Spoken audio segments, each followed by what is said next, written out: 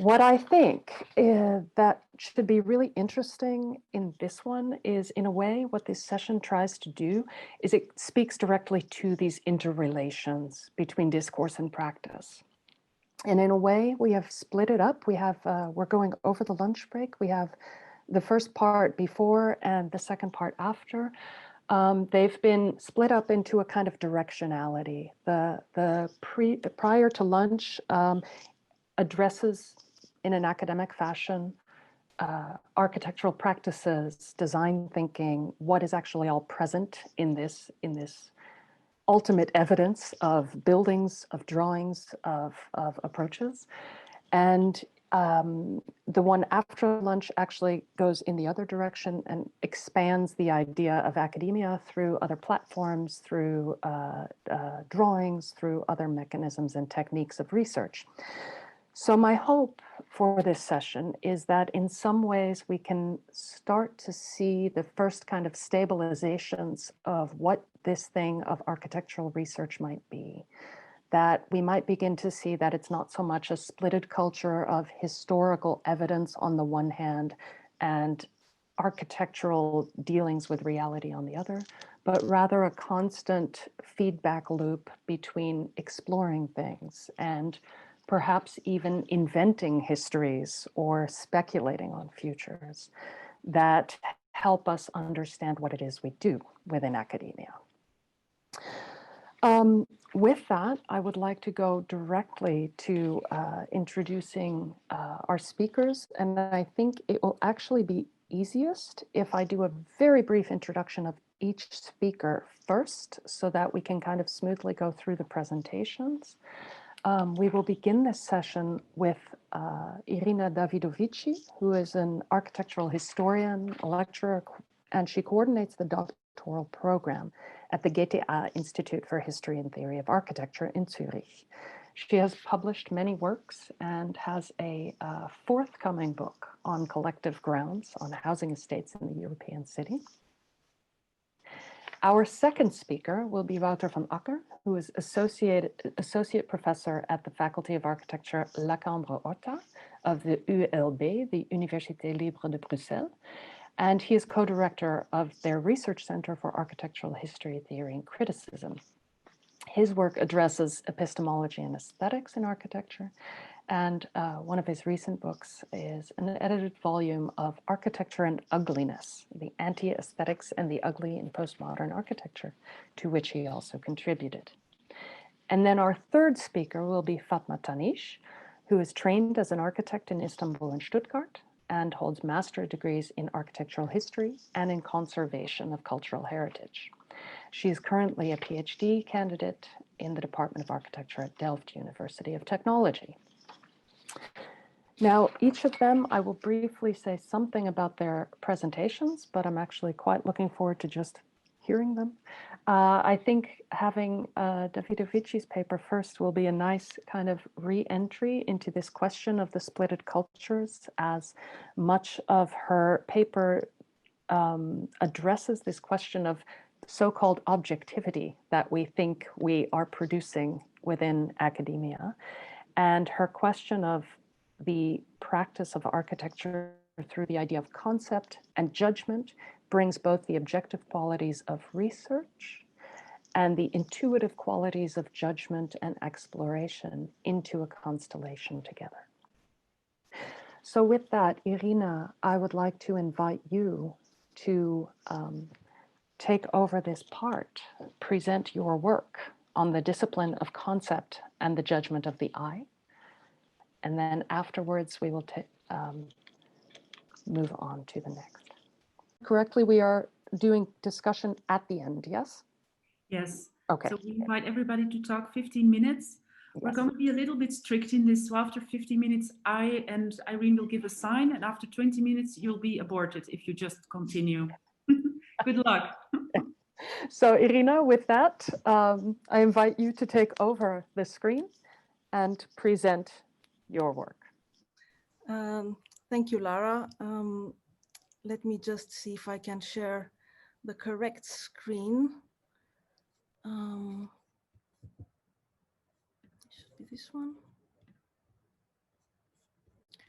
Now, can you please tell me if you see my notes or the slides? Do you see a full slide or do you see a presenter view? You see a presenter view? Slide. Sorry? We see presenter view, yes. You see presenter view, so you see, okay, I'll just show this. Only a detail of the slide. Can you move to your next slide to check? Right now, you should only see the discipline of concept, the title page. We only see half of it. It's strange. Yeah, yeah. Yeah, can you exit share screen and enter again, Irina? Okay, I think I'll Scroll down to slideshow. Now we see it. We see it, but we also see your notes. Yes, exactly, which is not ideal. In that case, what I can do is I can keep it as it was before.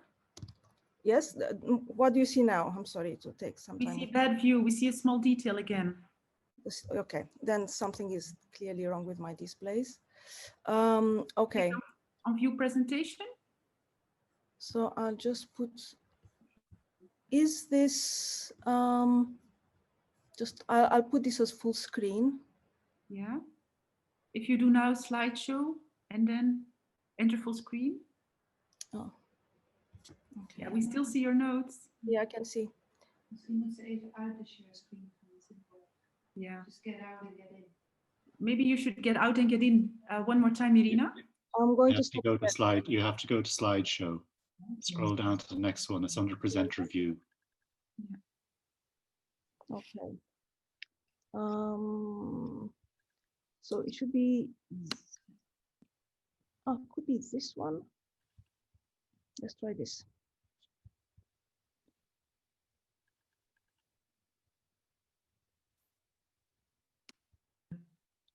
Now it's even stranger. We only see. How's that? Okay. Is it an idea, Irina, that we show you presentation and then you say when we switch? Yes, what I could do is, there's no point in wasting too much time on this. I will stop sharing.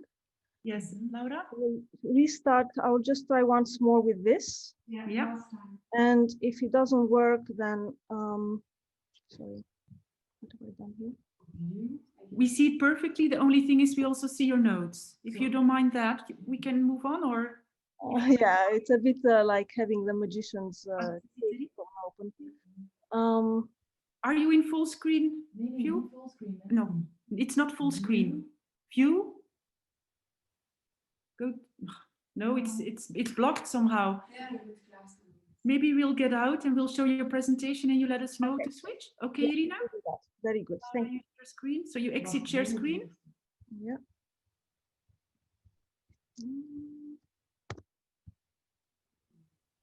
Yeah. Irina, you have to go out of share screen, please. Yeah.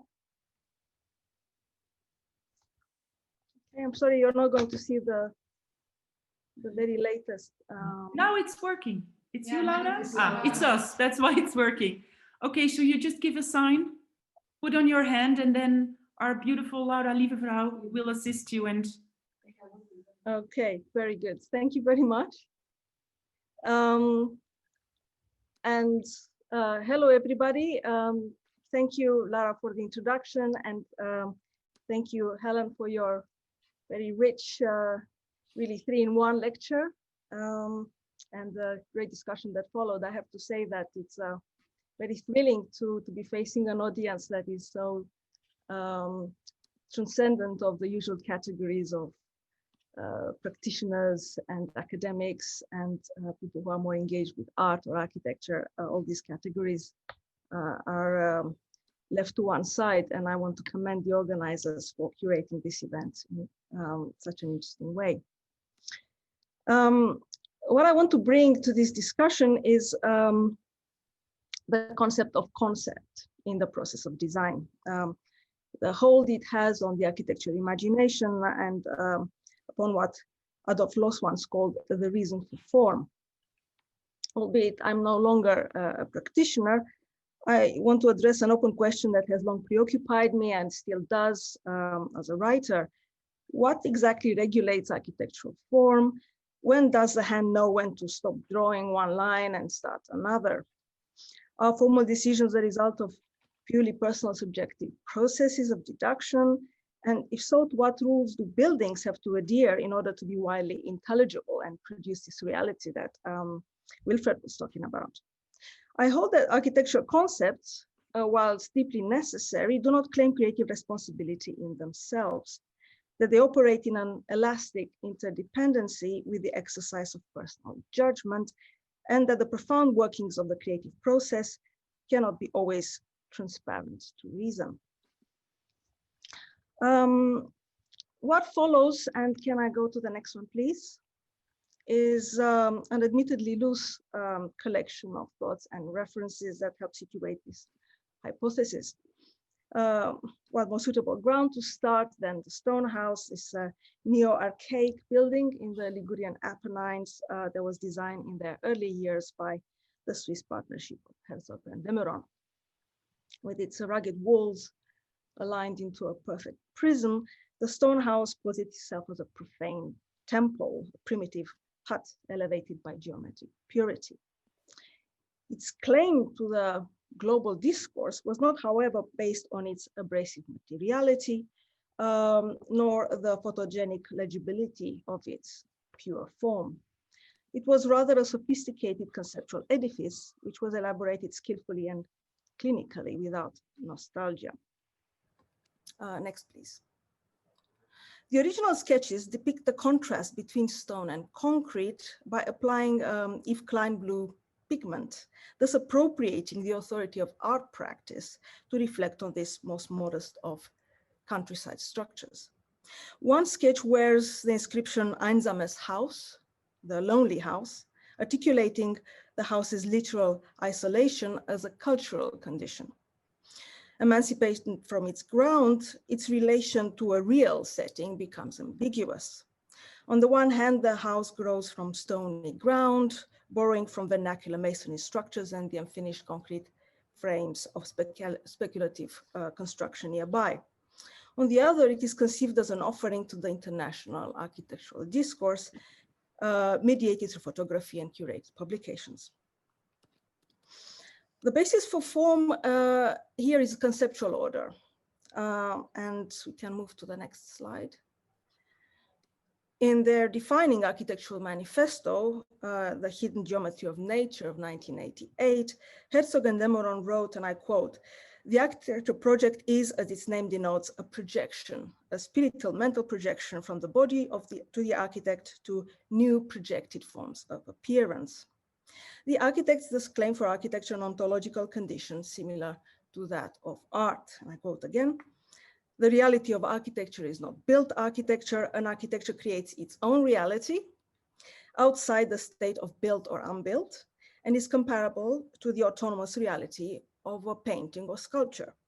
The reality of which I speak is not the real building, the tactile, the material. We love this tangibility, but only in a relationship within the whole of the work. We love its spiritual quality, its immaterial value." End of quote. Next, please. So Herzog and de Meuron declare the reality of architecture as being conceptual rather than concrete. This insistence on the primacy of concepts, particularly as derived from artistic practice, had a great impact on the Swiss discourse at the time and had wasted no time in communicating itself to the international audience that was targeted from the beginning. And in that, actually, I really have to salute Wilfred Wangs for his work at 9H, which was one of the first galleries to exhibit their work.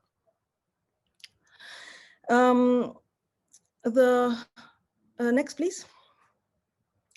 The full impact of this approach is even more visible in the work of a younger practice, Gigon Guyer, whose first building, the Kirchner Museum in Davos, didactically illustrates an architectural concept at work. All aspects of the buildings are rigorously determined by a chain of decisions that I've elaborated elsewhere. Suffice to say here that the dispersed galleries and interstitial circulations deliberately reverse the convention of the museum enfilade, questioning established typologies in a manner ratified and indeed initiated by artists. Next, please. The Kirchner Museum plan derived from the ideal museum proposed by the conceptual artist Remy Zaug in his 1986 lecture, The Art Museum of My Dreams. In the translation from abstract diagram to building drawing, then to the concrete building, Juconguier built Zaug's abstract ideal, claiming that form giving was removed from their own authorial volition, conditioned, thus not arbitrary. Next, please. Christian Keretz, another Swiss architect, has theorized architectural concepts as a driving force in the organization of formal, spatial, and material decisions in his work. The form of the architecture is determined by a concept as a matrix of self-imposed rules, such as you see on the right-hand side. And I quote from Keretz's essay, "To define architecture by a set of rules is to understand a building in a purely conceptual way. Rules establish a relationship between different parts, different elements of a building beyond any concern for aesthetic qualities. Rules understand a building as an entity beyond any narrative or anecdotal explanation. They are an attempt to overcome any personal taste for aesthetic decisions or metaphors of any kind. This definition of rules refers more to the revelation of principles in architecture rather than their invention." End of quote. Next, please. Keretz rightly points out that the principle of conceptual discipline is certainly not a new invention. The rational ordering of idea, program, and site is rooted in the classical tradition. I'll pick this up from the point of late Renaissance art theory, where the conceptual order emerges as a rational basis for form, and is later challenged by a necessity for adjustment, most clearly in the transition from idea to drawing to the disegno. Next, please. Next, please. Thank you. For Alberti, beauty in art was attainable, and I quote, by a rational faculty, which is common to all and leads to a general agreement about which works of art are beautiful. By beautiful, he means standards, the most usual, the most general, the most typical. Alberti saw architecture in the terms of imitation of nature, by which he meant that it replicated, and I quote, certain general laws and orderly methods found in nature. Alberti thus brought method to the representation of nature, but by using the mathematical foundations of perspective for the construction of pictorial space. The illusion of spatial depth represented reality through rational geometrical means. One-point perspective provided the tools for the representation of the ideal city as static and stable. Next, please. Composed according to Alberti's urban planning principles of decorum and civitas. And again, next, please. In the actual city, ideals were nevertheless constantly adjusted. Alberti's design for the Palazzo Rucellai facade was composed pictorially, considering the narrow street from where it was to be viewed, and thus bend the rules of classical composition so as to appear grander and majestic. Next, please. Later Renaissance thinkers and artists increasingly emphasize the artist's capacity to correct nature. Most painters corrected perspective according to intuitive judicia dell'occhio, the judgment of the eye. Rational methods were supplanted by this intuitive sense of proper proportions. The objectivity of perspective was devalued by the subjective ability to create complexity, to demonstrate skill, and to represent a more complex set of conditions than the dichotomy of viewer space and represented space. Next, please. As Massimo Scolari has noted, and I quote, at the height of Renaissance perspective inquiry, many more examples of works bend the rules of linear perspective than adhere rigidly to them. And often they are more pictorially interesting precisely because of the tendency of perspectival representation to compromise the overall balance of the composition, plunging it into cone-shaped catastrophe. Next, please. The geometric rigidity of perspective was questioned by Leonardo, who advocated as a virtue, and I quote, the good judgment in the eye, knowing to judge the truth concerning the breadth and length of things. Judgment thus mediated between the perceived, apprehended through the senses, and the rational as embodied by perspectival representation. This mediation became a central preoccupation in mannerism. Next, please. Michelangelo asked for, and I quote, compasses in the eye and not in the hand, because the hands work and the eyes judge. His project for the Biblioteca Laurentiana vestibule shows very little regard for the rules and proportions of classical composition, initiating instead a compressed, intensified special experience that is intuitively determined. Next, please. By the time of Federico Zuccaro's mature mannerism, Albertian reason had all been replaced by mystical faith. In his treatise Idea de Pittore Scultoria Architecti of 1607, Zuccaro replaced the concetto with the notion of disegno interno as a foundation of all intellectual activity, the manifestation of the divine in the human mind. For Zuccaro, judgment was no longer a rational intellectual faculty, but a tool for selecting what he presented as that which is most pleasing to the eye. And quote, and next, please. This ambivalence towards a rational basis for form has been ably reflected in contemporary architecture. In the Flemish production of the last 10 years, we discover another territorial agglomeration of projects beholden to the discipline of concepts. While the design methodology is similar to that of an earlier Swiss generation, the scanning of the site as a container for clues for form and materiality, the appeal to artistic practice for validation, the satisfactory unity drawn from the logic of concepts, the results vary greatly. A new ironic playfulness and full-on sensuousness emerge, often purporting a more socially engaged position. For the practice de Vingtailieu, and I quote, a critical attitude is not just a gesture, but rather a perspective on architecture to go beyond requirement. This idea of architecture as more than a pragmatic container was explored in the Caritas Mental Health Clinic in Melle, in which the scope of architectural intervention was constricted and highly circumstantial. By keeping the existing building in a state of preserved decay and rendering them partially usable in environmentally controlled bubbles, they approximated the reused architectural fabric with the therapeutic program of the building, advocating the integration of mental health treatment in society. Next, please. Valuing and pictorializing even the repaired fabric of the building was perceived by patients as a metaphor for their own conditions and a validation of their own social status. Next, please. Back into the domain of artistic autonomy, Anne Holtrop's material and topographical explorations are aligned with artistic methods, which result in very fluid forms. Next, please. The earth-embedded museum Fort Vechten is demonstrably shaped by extraneous factors, its contours fully determined by the situating topography. And yet Holtrop has admitted that this form-finding process depended on crucial moments of selection. While drawing the museum into the dunes around the existing fort, a certain mound ruined the overall composition of his fluid forms. Holtrop decided to delete it, ignore it, and design the plan as if this mound had never existed. While the purity of the concept was thus lost, the architecture gained from a deliberate adjustment, and it was indeed workable. The architect thus admitted the limitation of self-imposed conceptual armature and highlighted the exercise of judgment as part and parcel of the creative process.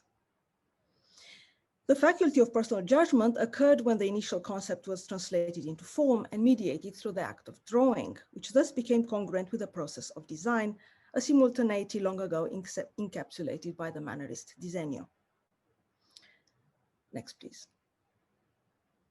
In response to the plurality and instability of everyday modern experience, architects have long and for time and again relied on conceptual armature to offer a ground of stability through the appeal to reason. Concepts have been widely quoted as guarantors of architectural coherence, claiming an absolute, if ill-designed, sense of moral integrity.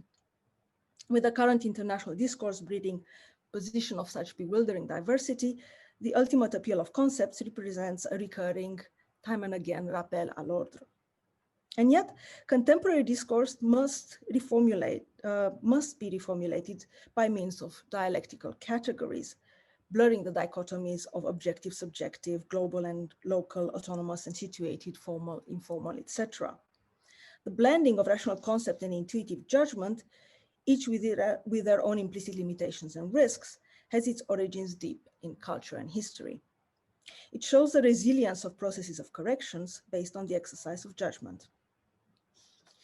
To conclude, adjustments based on internalized value systems represent valid variations from conceptual discipline and claim their own cultural currency. Next, please.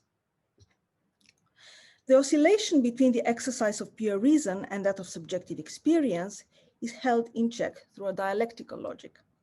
The design of Renaissance theorist artists balanced mind and eye, concept and sense, knowledge and intuition, rigor and freedom.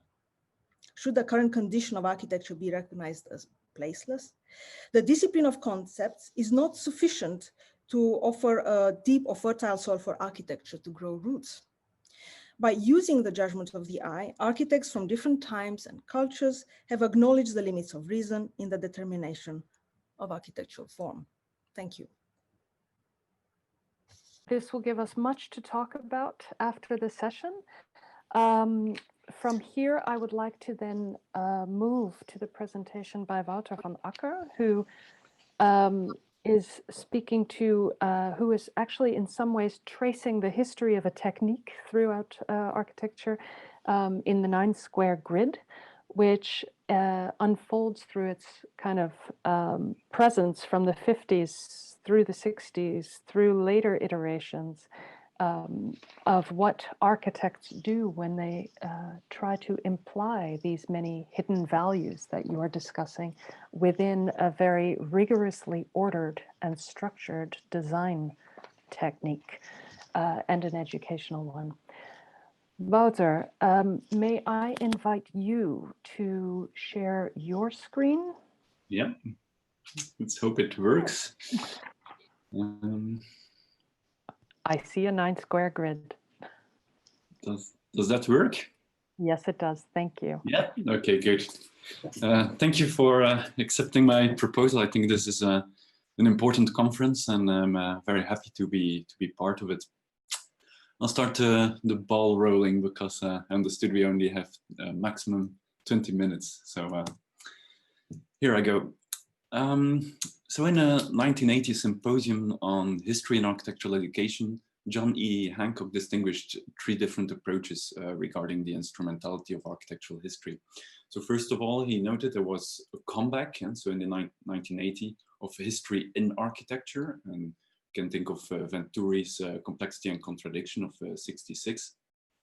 Secondly, he said there was a flourishment of the history of architecture, and here we can think of Tafuri's Theory and History of Architecture of 68. And thirdly, he said there's also a history for architecture, which I think is relevant for this conference. And so the latter type he described as an educational experience for future architects. And he mentioned Vincent Scully, Colin Rowe, Bruno Zevi, but also a number of people contributing to that conference, such as Christian Norbert Schulz. And so a notable example of this pedagogical history for architecture is Colin Rowe's essay, Mathematics of the Ideal Villa, first published in 1947, which directly informed John Hajduk's development of the 9-square grid problem, about which I will talk today. So first at the University of Texas in the mid-50s, and then at the Cooper Union since the 60s, Hajjuk led first-year students to discover architecture through the 9-square grid problem. The studio assignment forced students to get familiar with the fundamental elements of architecture through drawings, so the grid, frame, post, beam, etc. And so the 9-square grid appears as a trans-historical figure. It starts with the church in St. Peter's, but then on a domestic scale with the villas of Palladio. It has continued to exist as a generative mechanism. It can be retraced in the architecture of Le Doux, but also the Durand, the Maison à 9 Cases, the architecture of Le Corbusier, but also in Cannes, Frank Lloyd Wright, then the New York 5, up until today, through projects such as Pezzo van Ulrichhausen, the projects of Office, Tunion Architectos, and others.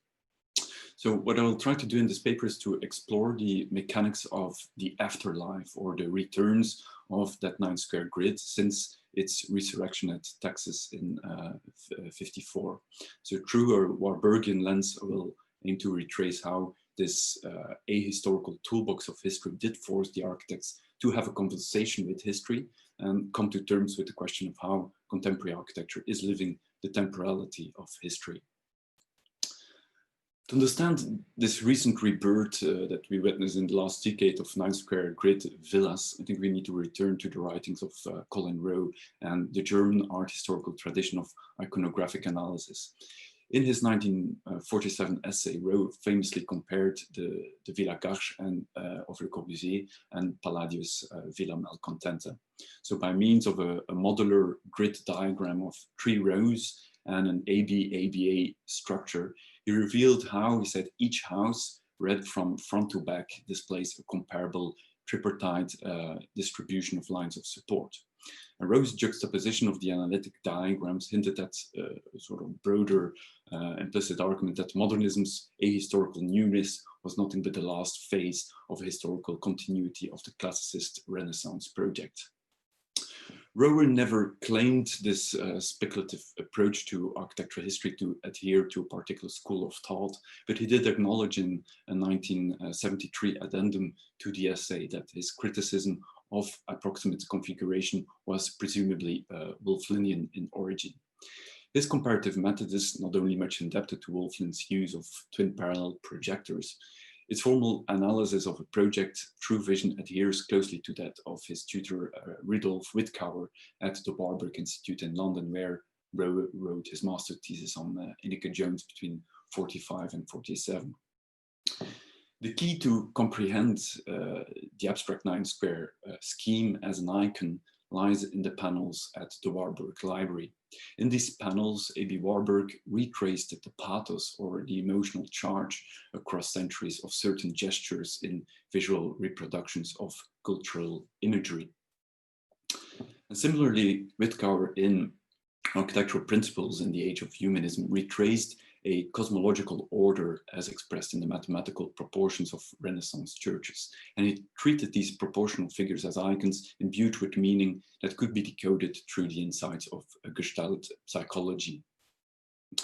Rowe's complex realignment of the Villa Garches and the Villa Malcontenta were motivated by a hope for an entirely neoclassical revival of Paladinized Messianism. And it is this hope of or this projective scheme of architectural history that he would export to Austin in Texas. So the 9 square grid is, in a sense, nothing less than a tripling of Le Corbusier's Maison Domino to fit the basic partie of the Palladian villa. So after his studies at the Warburg Institute in London, and after having tutored at Liverpool University when Sterling was then studying there, Rowe arrived in the States at the University of Texas in the fall of '53. And together with Bernard Huxley, he drafted a curriculum reform driven by a reworking of historical precedents, reform that then took effect from '54 onwards. At that moment, the members of the first Texas school were hired. 2 painters were hired from Yale, who had studied under Bauhaus painter Joseph Albers, and those were Robert Slutsky and Lee Hirsch. And then there was, of course, Hajduk, who arrived, and shortly after he arrived, he met a guy smoking a pipe in the library, puffing away at books. That was, of course, Colin Rowe. The collaboration between Hajduk, Rowe, Huxley, Hirsch, and Slutsky was intense, and as Slutsky recounts, it was like living in a Carthusian monastery in the south of France, he said. It is at this moment that Rowe and Slutsky started working on the literal and phenomenal transparency articles, and Hajduk started writing the lesser-known Out of Time into Space essay.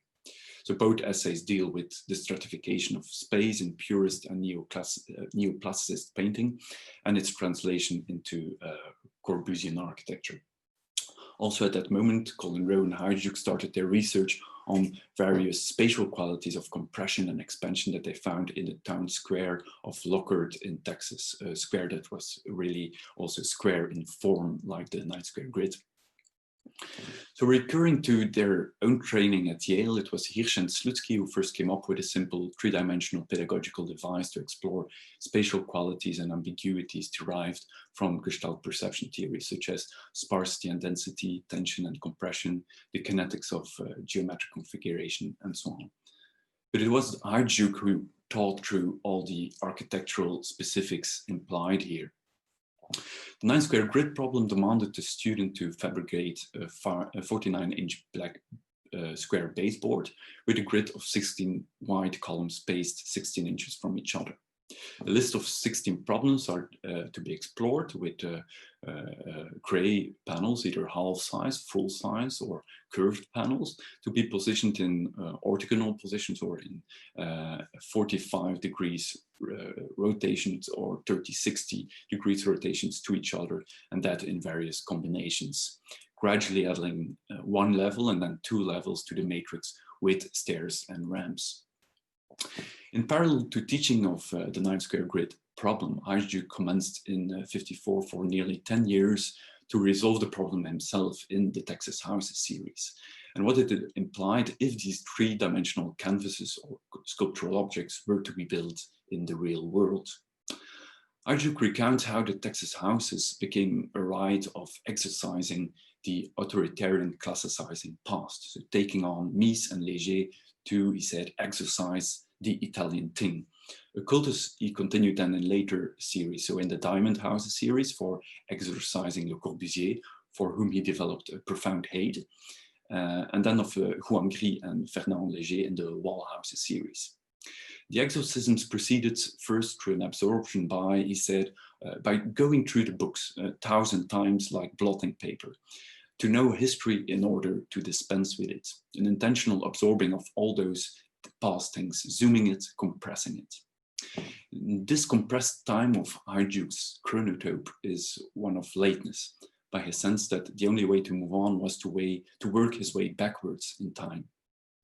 The Nachträglichkeit, or deferred action, to borrow Hals Foster's term to describe the temporality of the neo-avant-garde, revises past events, takes up where the masters had left their exploration, and make things happen as if they happened for the first time.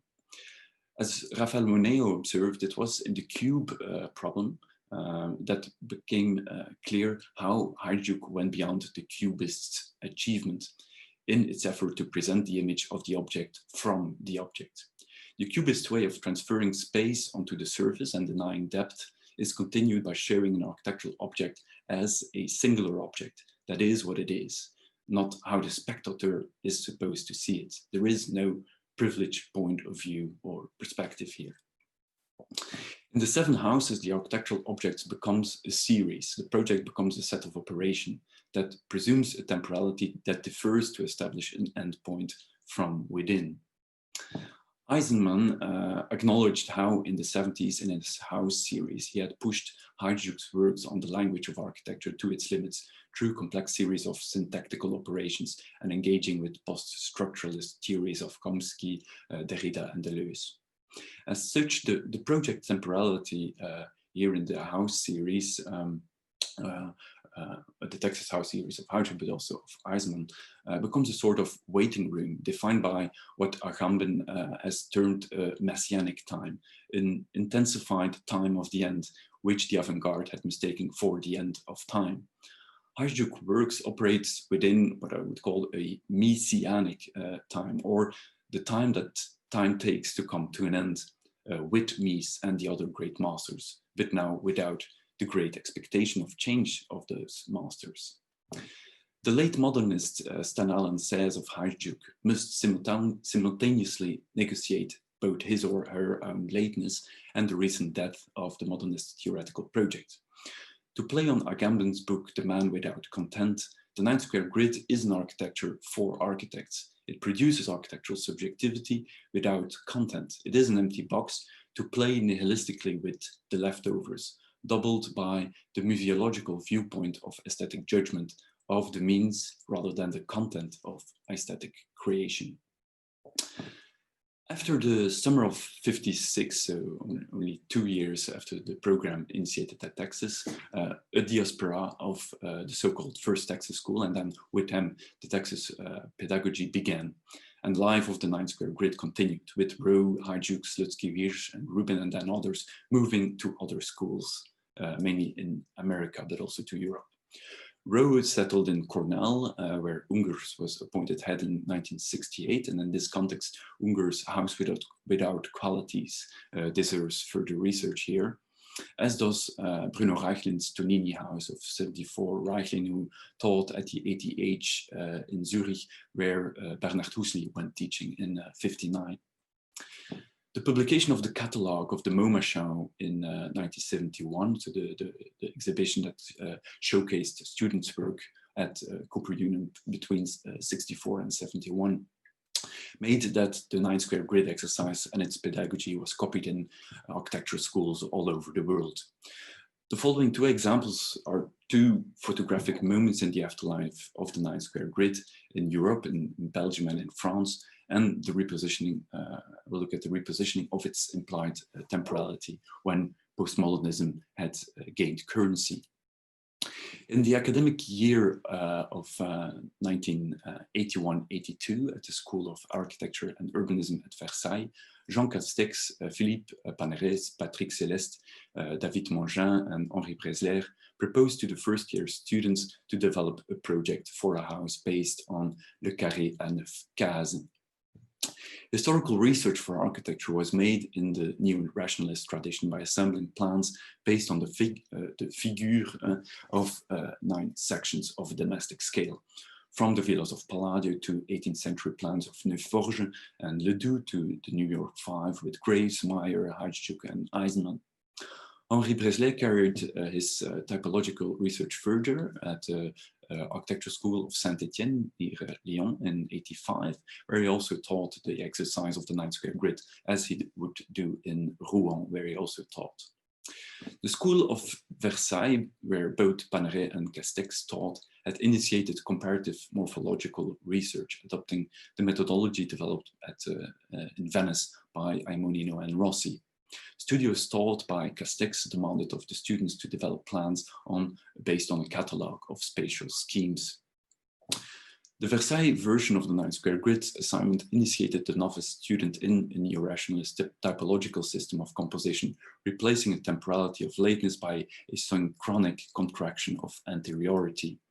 The typomorphological form of reasoning of De Quincy, Durand, Semper, and Leroy, but also indirectly the German tradition of Paul Frankl, is here again moved to the center of architectural composition, with the city as beginning and end point. The second example I want to talk about is Ghent University, where a new architectural school was created in 1988. Hajduk's 9 Square Grid problem was taught as a way to frame the first-year studio and the cube problem for the second-year program. Architect Bob van Reet gave shape to the program under the slogan "The same but different." Implicitly linked, it was implicitly linked to the debate on disciplinary autonomy and oppositions, but the aim was to return to the essence of architecture, to explore the autonomy but also the poetry of architecture. So, but unlike the neo-rationalist tradition at Versailles, the complexity of history was intensively taught, but then rather in order to enrich a project in various ways. The dimensions of the model were changed to a cubic structure with one unit measuring 4.5 centimeter axis to axis, echoing the proportion of Tschumi's cubic follies for the Parc de la Villette competition of 1982. The exercise was taught for nearly a decade at Ghent, despite Van Reet's departure to the Henri van de Velde Institute in Antwerp, where I've heard the 9 Square Grid was also taught in the early 90s. The Villa Buggenhout, designed by David van Severen and Kersten Geers, who graduated in 2000 from Ghent University, is one of the most notable examples of the 9 Square Grid houses of the last decade. It is intended as a build manifesto for an architecture without content, which is also the title of their architecture studio that they've taught at various schools. It is not a program that defines its architecture, but the fundamental elements of architecture. Their minimalism is not the architecture of absence, as in Shigeru Ban's 9-square grid house. There, the materiality of the sliding walls can disappear to turn the house into an extremely flexible theater set. Rather, as in Soloit's cubes, order is given a material thickness imposed on the void. But this order is first of all conceptual.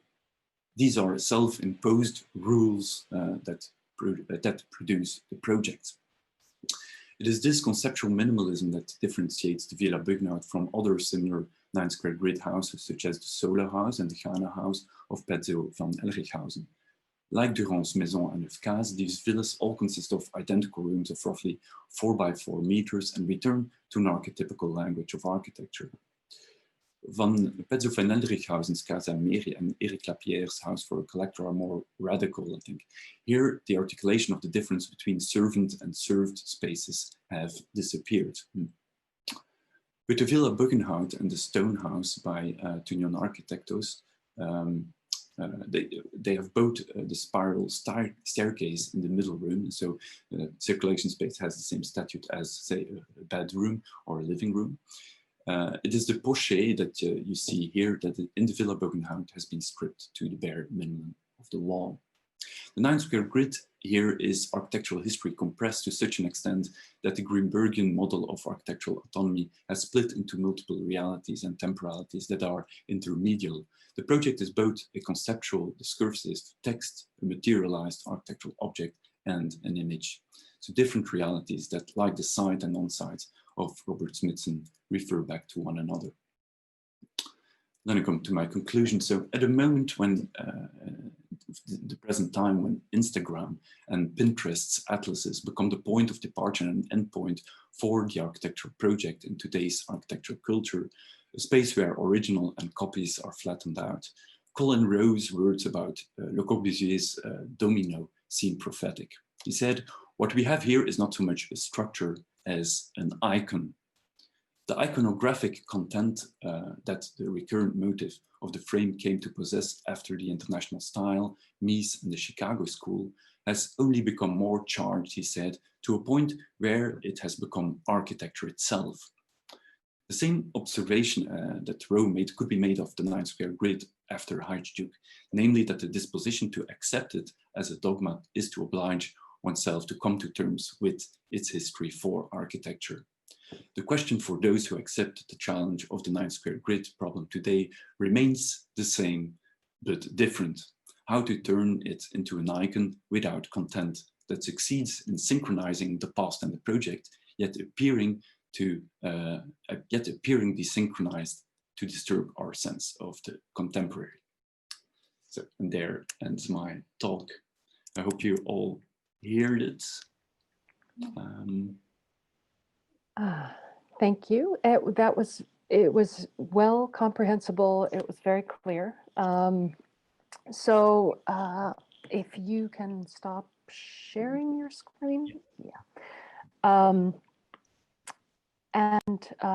With that, I would like to actually go from this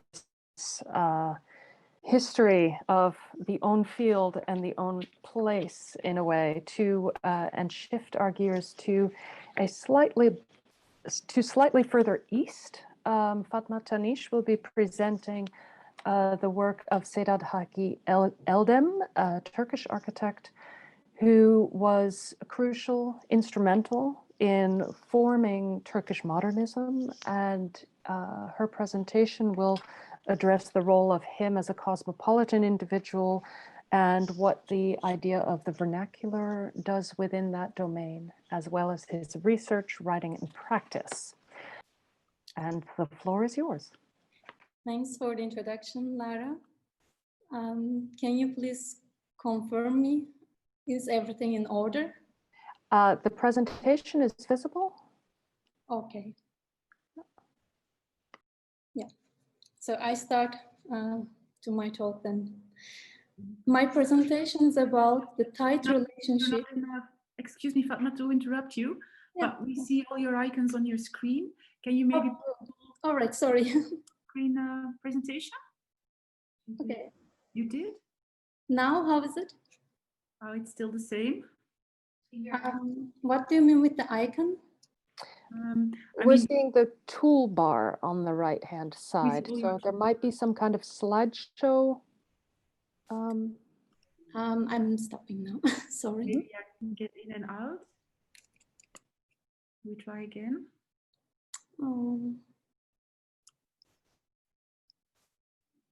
Maybe I should share directly my desktop. Just. And, oops. You go to view. So the view. Full screen mode. Yes, thank you. Perfect. Okay, thanks for this. Okay, I start again. My presentation is about the tight relationship between Turkish architect Sedad Hakkı Eldem and architecture pedagogy to address the question of how an architect who was also a writer examined the architecture history. Eldem, the protagonist of my presentation, was an exponent of Turkish modernism. He contributed largely to architecture education, published widely, and realized more than 130 projects. He served on the Cultural and Natural Heritage Conservation Board as an expert and consultant in Istanbul. Amongst his entangled and highly productive life, my focus is on a slice of his experiences about architecture education that was the crucial node of research, writing, and practice. The subtitle also informs about the outline of my presentation. I would like to save my main title, Sedad Hakkı Eldem as a Cosmopolitan Individual, for the larger discussion on architectural history later. Before moving into detail, I provide with a biographical note on Eldem. He was born into an Ottoman family. His father was a diplomat. Thus, Eldem lived in Geneva, Zürich, and Munich since his early ages. After his return to Istanbul, he studied architecture in the Academy of Fine Arts between 1924 and 1928. After his graduation, he traveled extensively in Europe between 1928 and 1931. Countries he visited include Greece, Italy, Britain, France, and Germany. Besides being born into a life passing through multiple cultures, traveling in Europe as a part of his professional life reinforced his cosmopolitan character.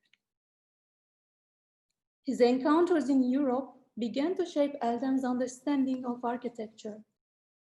Engaging with the works and understanding of Le Corbusier, reading Frank Lloyd Wright led Eldem to be inclined to think of the vernacular architecture's role in the definition of Turkish modernism. Eldem was also a multilingual person. Eldem's accounts include drawings, notes, architectural travel accounts written in German and French, his lecture notes in German for his books and publication. He also had encrypted notes, where he transformed languages into a new form. In 1932, Eldem was appointed to the Academy of Fine Arts, where he largely pursued his career. The locus of research, writing, and practice was the earliest architecture school in Turkey. The school was established in 1882 as Sanayi Nefise. It was renamed in 1928 in parallel to the emergence of art-related disciplines, ceramics, interior design, graphic design, and ornamentation between 1929 and 1932. The initial education model in Turkey's earliest established architecture school was based on École Nationale Supérieure des Beaux-Arts principles. Following the political agenda of Republic of Turkey, Swiss-Austrian architect Ernst Eyi was invited to reform architecture education. The Ministry of Education defined Eyi's assignment as reforming the architecture curriculum being a tutor and the coordinator of studios and giving seminars. In line with the central aim, in parallel to modern movement, AU changed the education structure by 1930s. AU also published an article in 1930 and pointed out that Turkish modernism's references lie in the local cultures. He emphasized that the vernacular architecture, exemplified with a house in Ankara, might be the source of knowledge for the Turkish modernism. Seemingly, AE reinforced Eldem's understanding of architecture to reform the architecture pedagogies.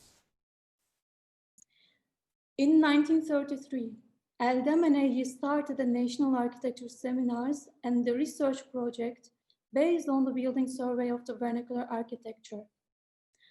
Their intellectual exchanges set the foundation for the architectural research, which was a fundamental source for Eldem to develop architectural pedagogies and his practice. Initially, the research project had a Janus-phased ambition. First, it aimed to define Turkish modernism over the vernacular architecture. Second, the goal was to define the Turkish house as a part of the nationalist ideology of the government. Many scholars have repeatedly addressed the latter ambition. What was overlooked is that the research project was essential to educate architects. Eldem completed the research project in the 1940s. But the survey method and learning from the vernacular remained as the backbone of the architecture education in the Academy of Fine Arts. Lecturers asked architecture students in design studios to work for their projects on selected plots from their hometowns. This pedagogical approach allowed students to encounter with building knowledge and topography, building materials, climate conditions. Eldem's approach led to creating the architecture education tradition, which became known as the Sedad Hakkı Eldem Ecole. Survey was an educational focus to reach the building knowledge that covered knowledge from the spatial organization to structure details.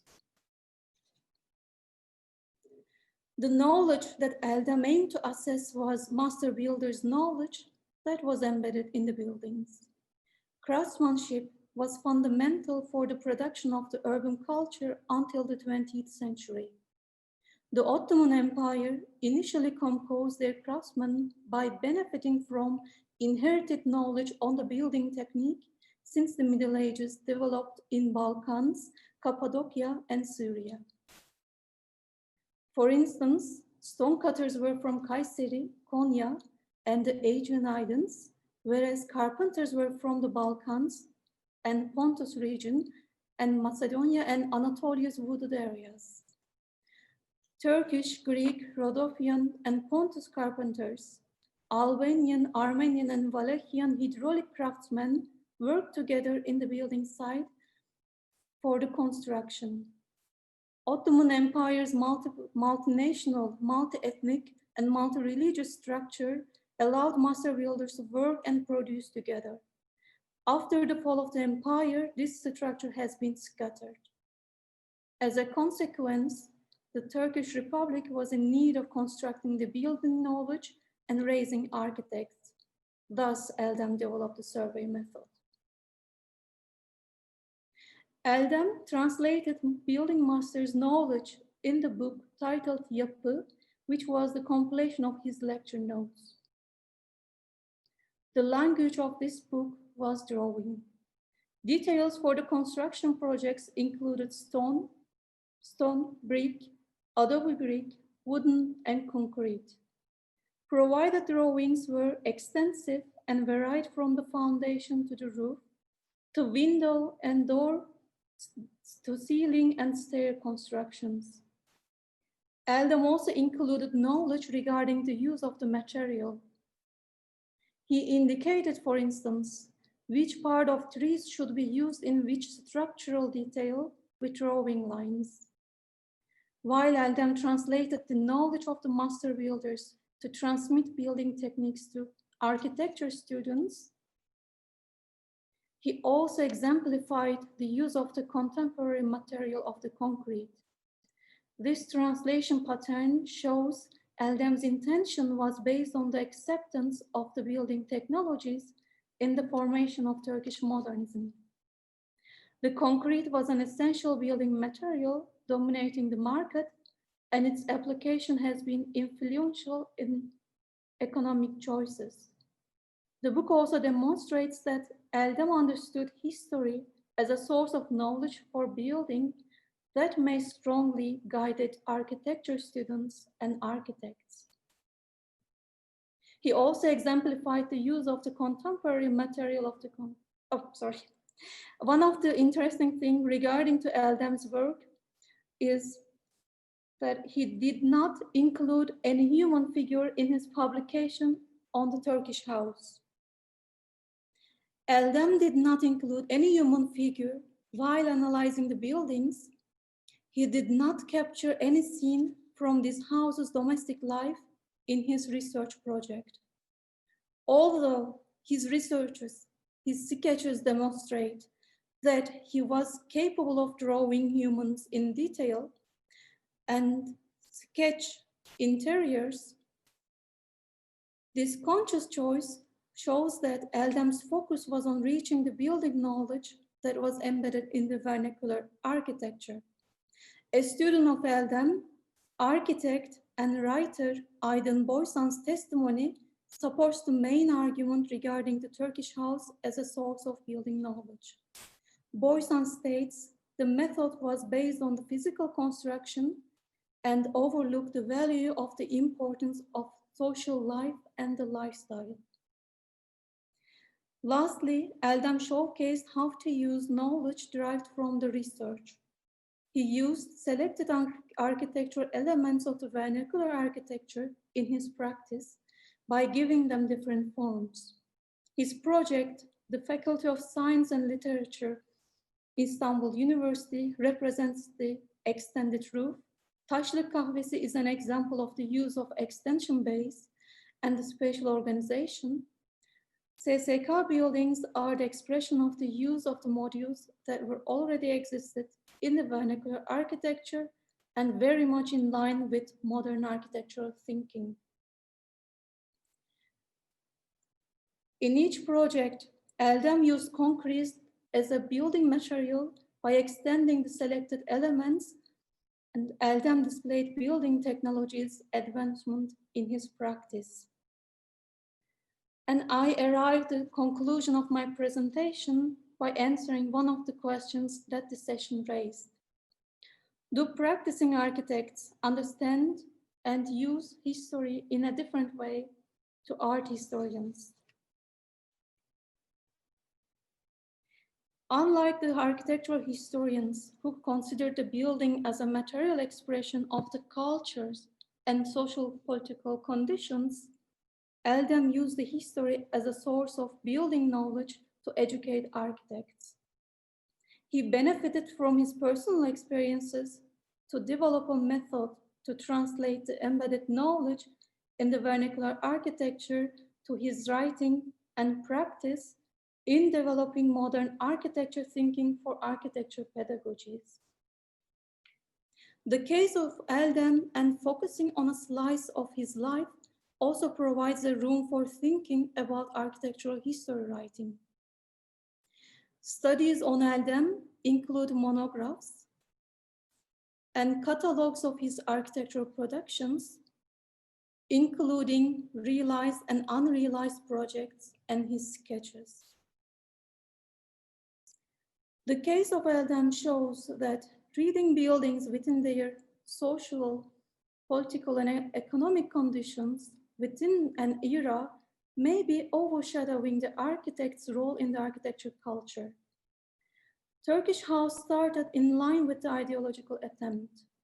Beyond the political intent, which was transitory, Eldem's primary intention was to raise architects. Eldem's long life and his resolute character secured architecture pedagogies for decades that became known as Sedat Hakkı Eldem Ecole. Eldem's successors in the academy maintained Eldem's principles in the architecture education in a very protective manner. Still, Eldem Ecole is heavily present in the architecture education. I would like to conclude my talk with acknowledgements. I thank to an archive, SALT Research in Istanbul, for providing me with access to Sedat Hakkı Eldem collection during the lockdown. I thank Eldem students, architects Ersen Gürsel, Haydar Karabey, and Hüseyin Egeli, who kindly accepted my interview invitation and shared their insights with me. I thank to my friends, Turkuaz Nacafi and Nalan Çebi specifically, who woke up in the middle of the night and took photos from Eldem's publications. Thank you, Nalan. And lastly, I thank scientific and organizing committees of this symposium who accepted my proposal. I thank particularly to Irina and Lara for their comments on my abstract and for their invaluable insights. Thank you.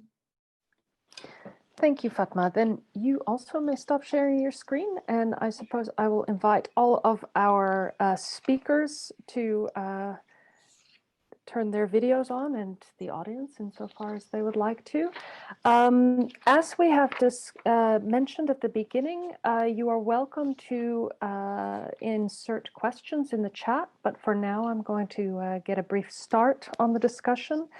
I'm very happy with this array of papers. I think in a way we've been shown different research approaches that sit squarely within the discipline of architecture and are not in that sense art historical appropriations, theoretical constructions, or otherwise external perspectives that are trying to push this field into what it should be.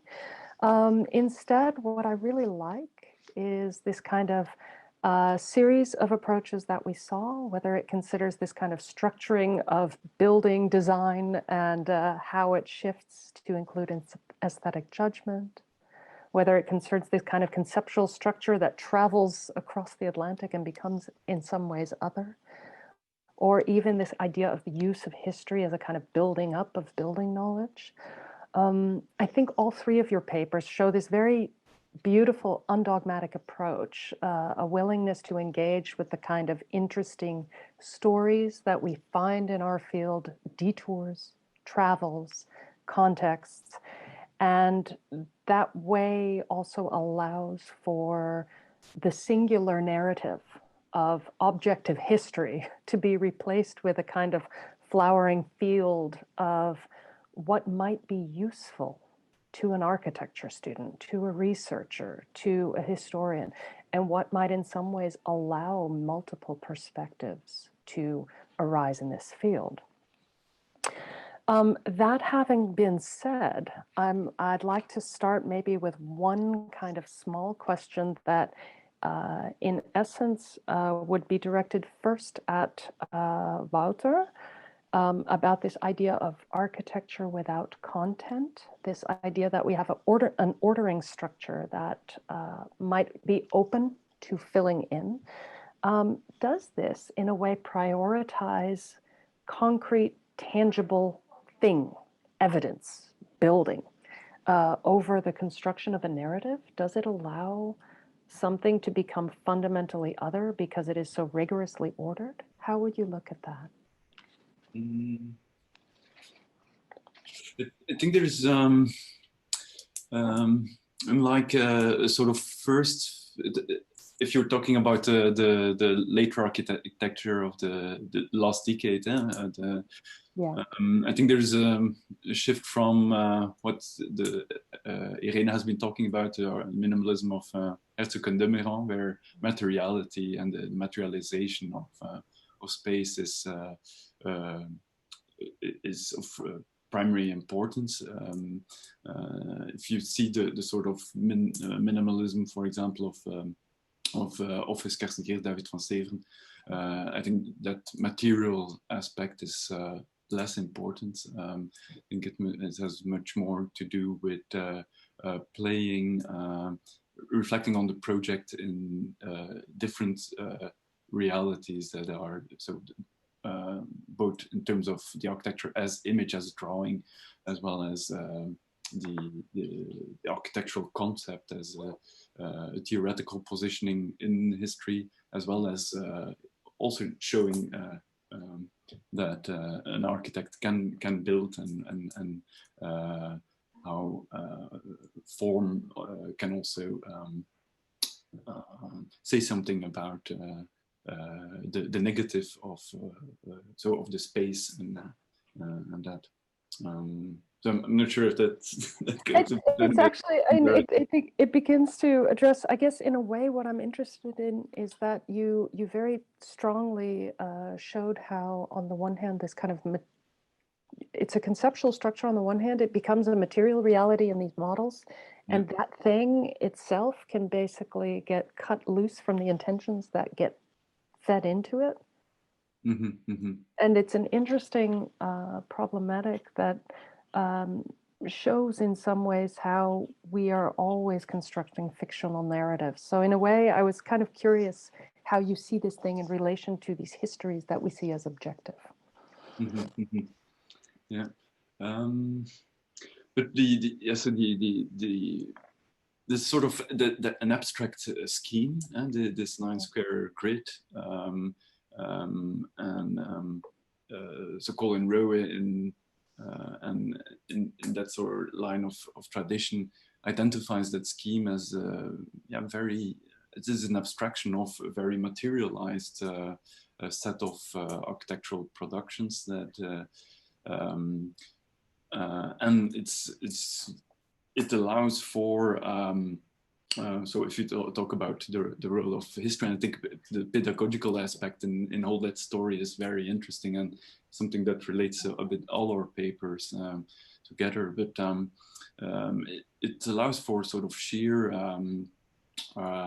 infinite exploration of architectural possibilities, and it's a nice exercise for students to acquire the different aspects that you need to learn. So you need to learn how to draw, first of all.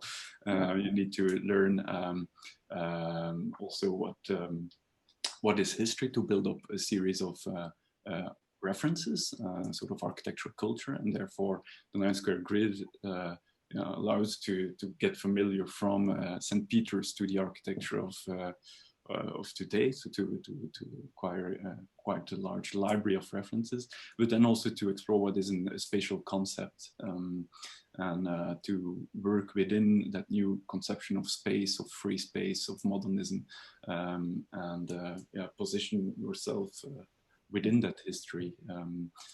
So there's a sort of double history is educative or pedagogical in two ways. I think it's about what history can, how it can be used, how references can be used, but then also challenging the architect of how do you position yourself within history and against history.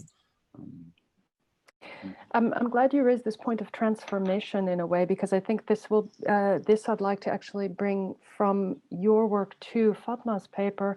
As you described the idea of the structure of the 9-square, it's an abstraction of what is already there, which becomes then operational in order to teach what might become possible.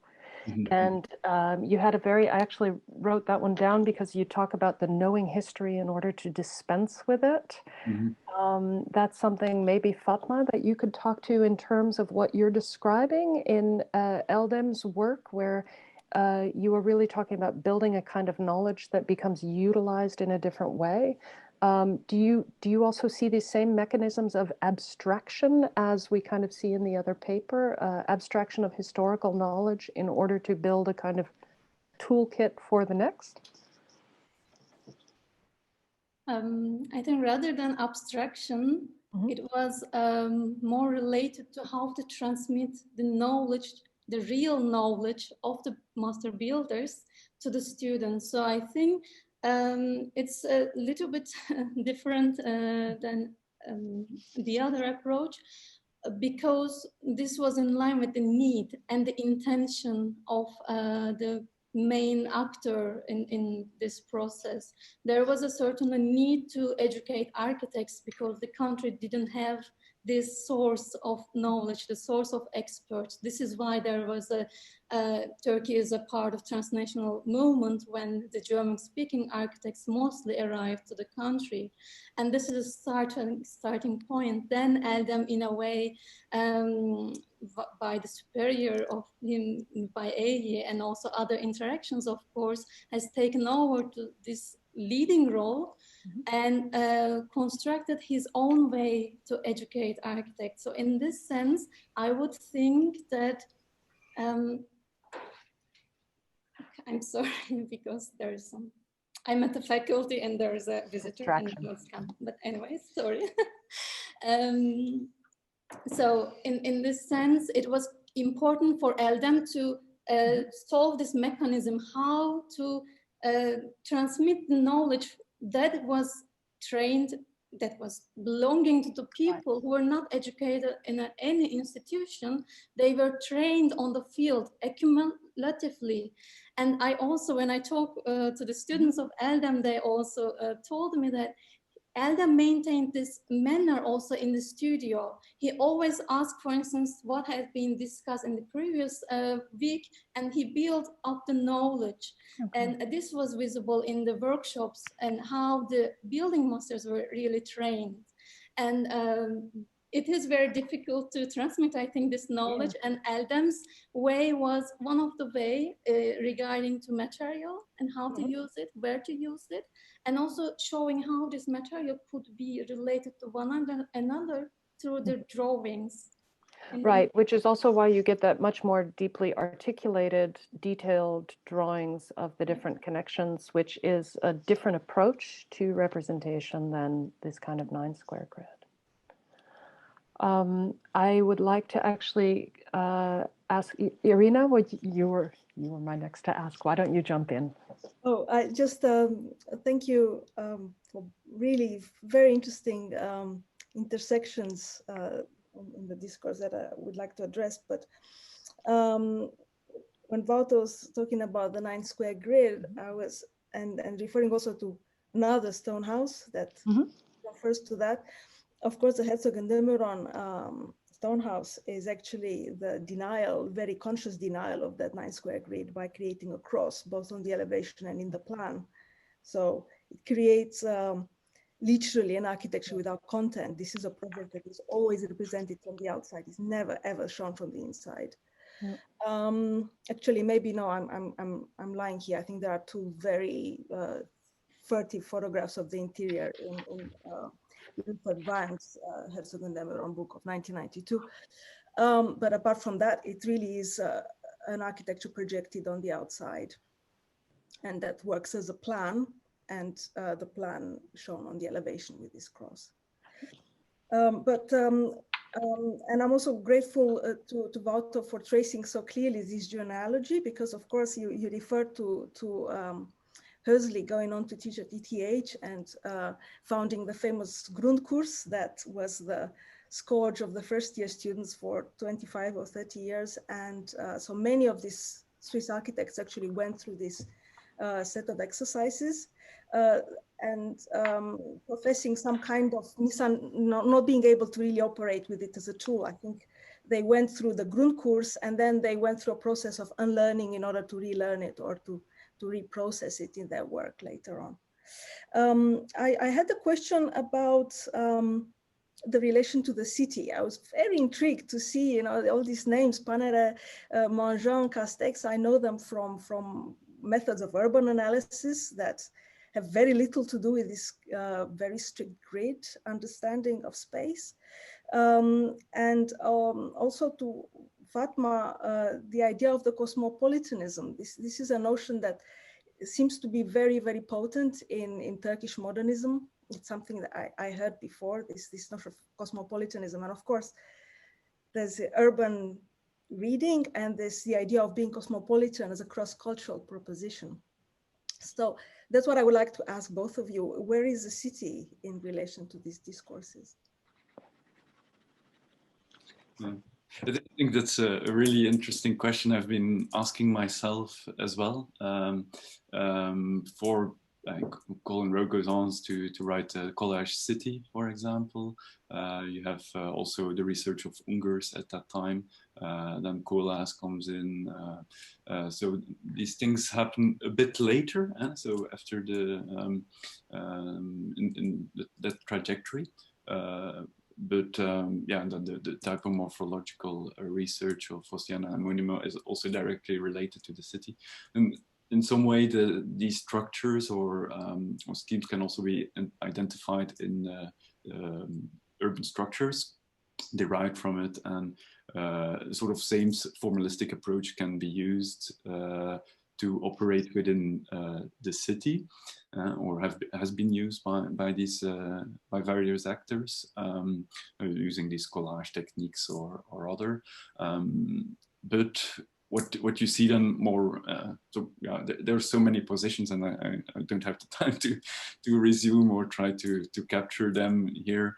But what you see, for example, with Office is that yeah, with their work with Dogma, that they then Aurelio does that more explicitly, to use to talk about the political autonomy of form. So there's a way to use minimalist strategies to talk about the inverse of form, that then is the city. But it's true that you could develop the same story about urbanism, but it raises some complex, it re-raises the complex debate about autonomy, as it was discussed in the 70s and 80s. Yeah, it's a very good question. But I'm very happy you talked about Bernard Husley, and I was hoping you would bring it up, as I know you've been working on the ETH and the history of Swiss architecture. And I had been talking about the stone house of Herzog and de Meuron, and I wondered also what if there was a relation with that story. So it would be nice at some point to discuss further about that. Mm-hmm. Thanks, Irina, for the question. Actually, it's a little sensitive issue as well when I unfold the process, because today when I look at the architecture school, it's quite visible also about the building, and the urbanism is quite splitted, even in the structure of the faculty. So the start was the Sedad Hakkı Eldem's focus was really in the building. But of course, putting the students into the field, asking them to investigate their own built environment, where they're coming from, is related to the actual city.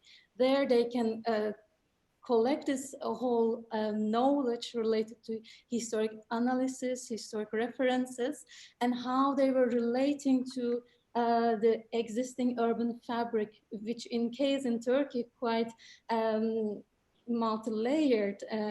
In Anatolia, it's quite amazing actually. As a student, as I am also a graduate of this Academy of Finance, so as a student, it is really amazing to force yourself to find that nuances between the building that you will be emerging and within the context surrounding that. It is, I think from the pedagogical point of view, it has a value to put the student into this context and asking them to build relation with the existing built environment by finding the connection. So this is quite a duality to find between the contemporary and the historic built environment, and it can be challenging, of course, but I think as a practice it's really valuable, I would say. But in the pedagogical perspective, as a given part, in the Eldem's case, it's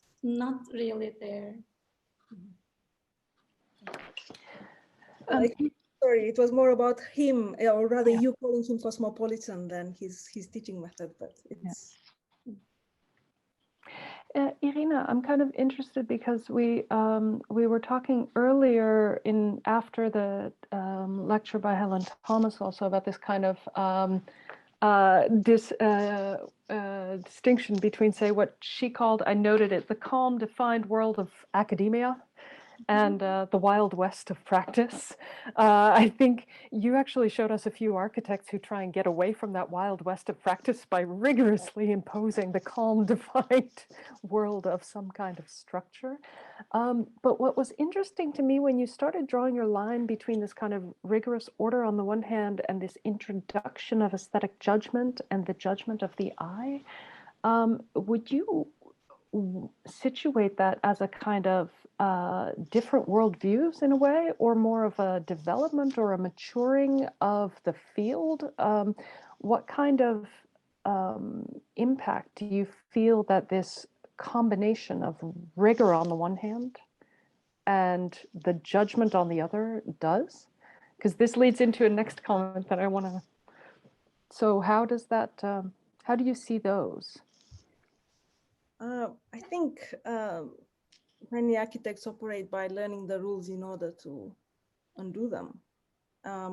And I think the point where this adjustment occurs is a point where they have already achieved a kind of artistic maturity, even if they're very early works. Mm-hmm. For example, you know, the Kirchner Museum is just conceptually so perfect, but it doesn't have that moment of madness, of irrationality. It's just completely, you know, one comes from another. And of course, you know, we can talk about that concept and what it actually represents in each building, but I didn't have time to do that, and I'm sorry about that. For example, and an image I regret actually not adding is Valerio Giatti, who does exactly this. You know, he sets up the 9 square grid in the Pashta school, and then he pulls the corner of this and he distorts the square and he creates something completely new, which is done as a conscious move against this the purity of a concept, the purity of a rule. It is counteracted with an irrational gesture that is judged intuitively. And I think that it's not a process of before or after. I think these are processes that alternate each other, because I think that when you go too much in the way of like mannerism, you go too much, it becomes too relative. Then the spectrum of arbitrariness appears, and then there is a new rappel à l'ordre, and then people want to instate and render visible the rules. So it's a kind of cyclical thing. On a historical level. I'm really sorry to simplify so drastically, but also I think in the process of design, there's always, they're intertwined, and it's something to do with the artistic development of each architect. And that becomes interesting because I think we just touched upon this kind of structure in pedagogy that, you know, you kind of really restrict. Wouter was mentioning the very first years that need to learn to draw. And at that point, I suppose one does not present the Lawrenziana to, you know, copy, but rather a 9 square grid. But it's almost like this restriction helps to kind of gain a fluidity in how one approaches design. It becomes interesting then what the position is of these kind of precedent studies that are also kind of in parallel. Do either of you want to speak to that? What the role of those is and what stage we can do those precedent studies? Can they be done in parallel to this kind of ordering structure? Precedents as in? Well, I mean, in the École des Beaux-Arts, they just sent them out to draw, right? I mean, that's, you go out. What they do in the first day, first week. Yeah. It starts with that. It starts with copying, no? Yeah, and that 9 square does something different. Yes, absolutely. And it was very, you know, it really made sense because Wouter was explaining it so clearly. And it was quite ironic to think, you know, I still remember talking to Marcel Miley about, you did the Grundkurs, because Jacques Herzog and Pierre de Meuron didn't. They were studying in Lausanne, so they avoided the Hesley horror of the Grundkurs. But Marcel Miley was saying, you know, this was just such an abstract exercise. He felt like he kind of synthesized it and went through it, but you know, it was exactly what Wouter was showing. You know, these columns and walls, different shapes. So it's just a purely spatial, structural sort of synthesis with no program, no context. No, it's a pure abstraction. Yeah. Yeah, absolutely. It's you don't even speak about architecture in a way. So you're only dealing with an object one-on-one. So you're not allowed during the exercise to talk about, to project a figure in the model, to say, okay, person will circulate through that. Say you have to make a composition about exploring the tension between closed and open, or between chaos and order. You're not allowed to project a figure in the model. So it's a sculptural object. It's in a sort of three-dimensional painting that you're talking about. So, yeah, no content that arrives later than in the process, but that's the sort of the beginning of it. Yeah. Ultimately, what I'm arguing for is blurring of categories like this, and this is also the counterpoint of the city, because of course this generation of Swiss architects were completely fired up by Rossi talking about the city. So they felt that the spatial exercise had a certain aridity to it, and they were fascinated by the richness, even though the richness of Rossi was also very, typologically, methodologically established. And but I think it's really interesting to look into how history was used in parallel to that. So at Cooper, they did a lot of analysis exercises. So rebuilding dissecting really the references, houses of Le Corbusier. And Hajduk said at a moment that the only house project that didn't come together after dissecting them was Frank Lloyd Wright. For one reason or another, it didn't come together after that. But then, for example, so the school in Versailles was very neo-rationalist, although the grid itself is a rationalist figure in a way. But then, for example, in Ghent, they were using the history more in a Tafurian way, ironically. So they were very conscious that history couldn't be just used operatively. There is still, but the students received courses each year of history, and so they tried very eclectically to employ historical insights in the.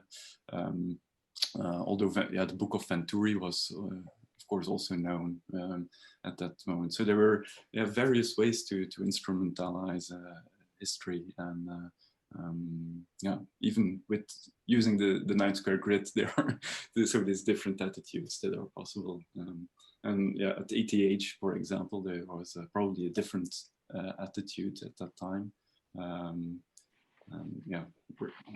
Martin and Irina, can I ask a question about that? Because it's true in the 9 square grid. You were not allowed to see people inside or have it from the perspective from within, as you're saying, and Irina said as well. It's always drawn and designed from the outside as an object. And then Irina starts more from the line of aesthetic judgment and the eye. But then I wonder, because in the 9 square grid, it's quite clear to me, it's quite linked to this Tafurian idea of architectural history and trying to intellectualize even design methodology. But then when you look at Irina, the line that you try to draw coming from Alberti and Serlio, you go to Herzog and de Meuron, and then you go to Chico and Guyer and Querés. And I wonder, what's their conceptual theory? What is this? I was studying at the Architectural Association, and then we read this text written by Sten Allen on the work of Herzog and de Meuron, The Cunning of Cosmetics. So, and actually in their theory and in the books they write and the texts that they write, they want to talk about this abstract ideal. They bring in Remy Tauk in the equation. They want to talk about the spiritual and the immaterial, and it's like, are they talking in an analogy? What are they actually doing? For us, finally, at some point, we were so happy because they were talking about materiality, and experience was back to architecture, finally, after this Tafurian theoreticizing way of thinking. But still, it's like they defy talking about their own architecture. They want to talk about immateriality, and it's becoming so conceptual. So in an analogy. So what is this? What is the status of their writing and their architectural theory? What would it be? How can we frame this?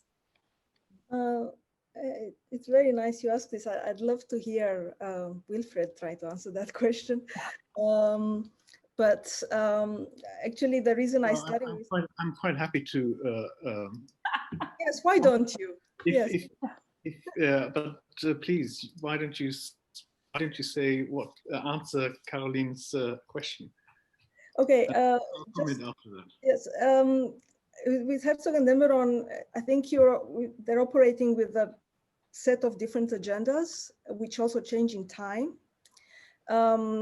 But when you talk about this interest in materiality and form, I completely identify with the same generation. And the reason that I start with Stonehouse is because I remember as a third-year student of architecture in Bucharest, opening the El Croquis of whenever 1992 or something that was showing this project. And it was the first project that I saw, and it took my breath away completely as a 2D photograph. And when years later, I actually managed to go up the hill in the Ligurian Apennines and find the building, you don't have that, cathartic moment anymore.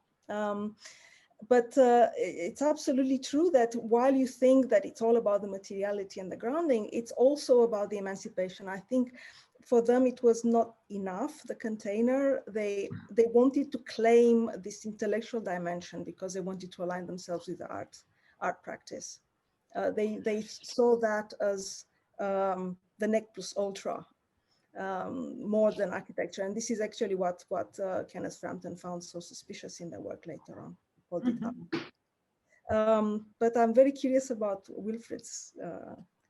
No, I agree with you, Irina. I think that the different phases in the work and in the writing and in the thinking, and it's like a chameleon in a way. And they've reached a stage where, because of their fame and the scale of the work that they've been doing, they have lost, I mean, we talked about reality earlier on, they've lost contact with reality, I would say, and they're quite freewheeling,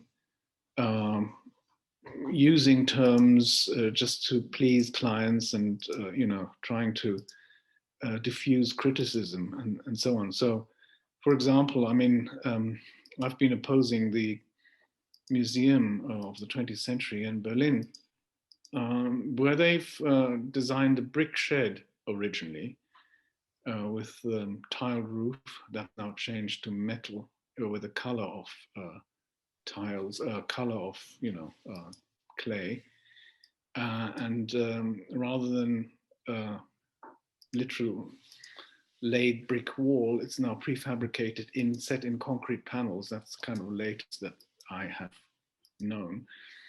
But they talked in the competition about the corridors as boulevards. Now, boulevards are public spaces which are connected to a street system and are accessible 24 hours a day. And these corridors are closed from 10 p.m. till 10 a.m. So they're not public spaces. And yet the use of the word, like streets in the air and things like that, are deliberately used in order to deflect criticism of the kind of design issues.